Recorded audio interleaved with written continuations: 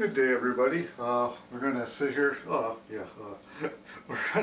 gonna for beginners out there. We're gonna tie a white Krystal flash woolly bugger. I've had great success with these throughout the spring as water turns off colors. I've caught a lot of nice browns with them. I'm sure rainbows will take them too. I just haven't had the chance to catch one yet.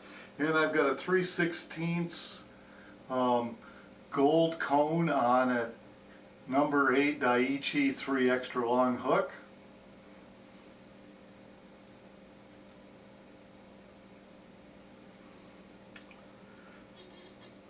We're going to be tying on that today, and we got white thread. I'm actually using 6/0.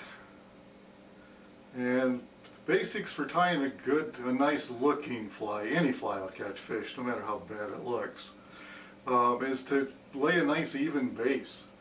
And I wrap my thread from right behind the cone all the way back to just past the tip of the hook. And right there I'll take my scissors and slice it off. Throw in a little half hitch. And for this fly I'll be using white Krystal flash chenille, and I'm using Whiting Farms American saddle. We will tie some flies as we're going along here with some saddle, regular strung saddle hackle as well. Well, Whiting Farms has, as far as I'm concerned, the best hackles on the market. Everything from dry fly to streamers or musky pike, it doesn't matter.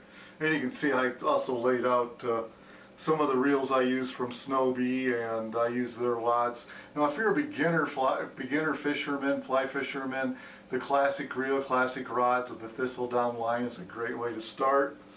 One of the other things, you can use strung saddle, but I've gotten into the habit of, I really don't like throwing away a lot of feather, so I use the fluffy base part off of the bottom of a hackle to create my tails for my buggers. And for my damsel flies as well, and we'll tie some damsels here as we're going along. But I'll strip both sides of the feather and tie that in to create my tail. And the big things with tails on woolly buggers is you don't want to make them too long, because then you'll end up with what's called a short strike.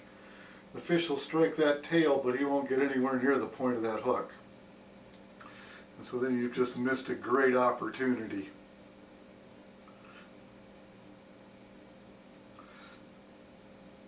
After you tie your tail in, wrap right back to where you tied that baby off. I throw in another half hitch. And then I'll take and tie in my chenille. And one of the big things with chenille is you want to strip off all that material there. That's the thread to tie in.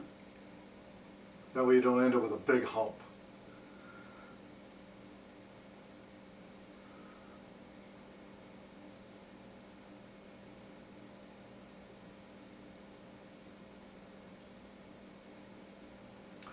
Thread control is key when tying flies.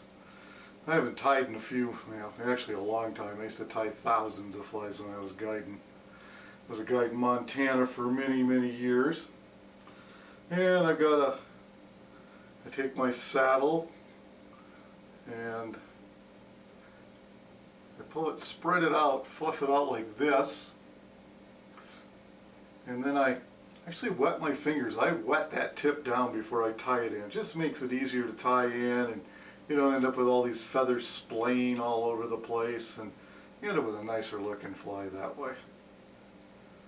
I just wrap back again, make sure I'm where I want to be, come right up to the front, right behind that gold cone, throw in another half hitch there. Alright, and then gather up my chenille. One of the things is I don't cut my chenille off. You can leave it in the Ziploc bag, but yeah, I don't like a lot of pieces. I'm not into waste. And I always put in one wrap behind my hackle.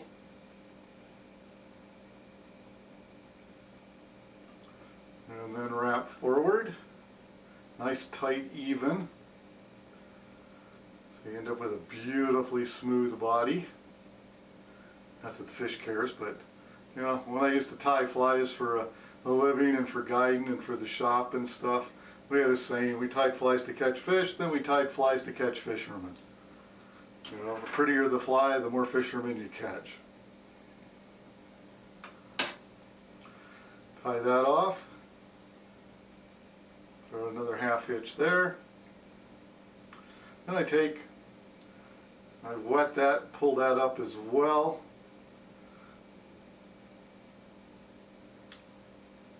And I just start wrapping forward.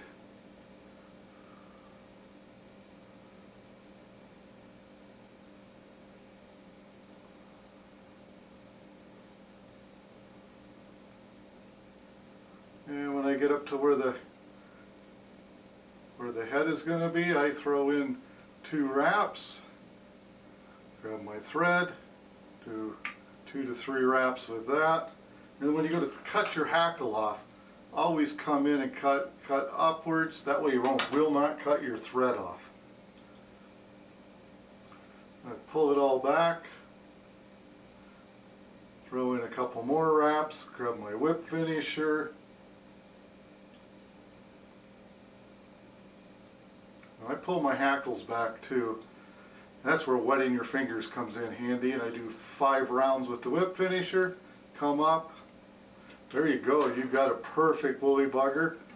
And you can do these in black, you can do them as egg-sucking leeches, green, olive. We'll tie a few, and I'll shoot some video photos of them all. Alrighty, everybody have a great day out there. Tight lines, fish on.